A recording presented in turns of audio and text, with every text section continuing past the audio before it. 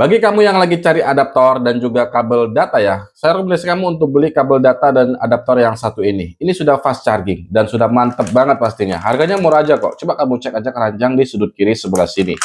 Kira-kira kamu dapat di harga berapa? Nah, langsung aja kita buka.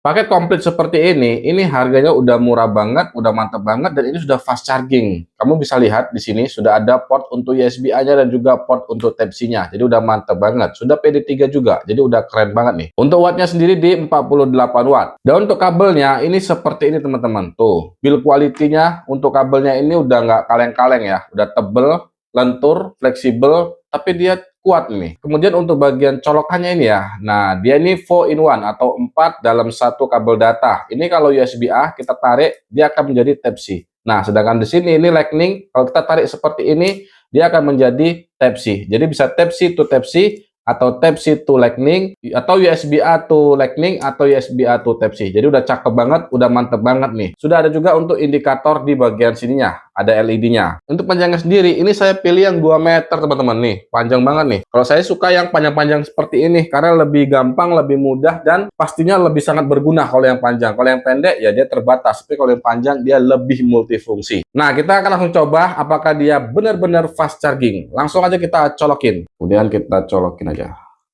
Oke.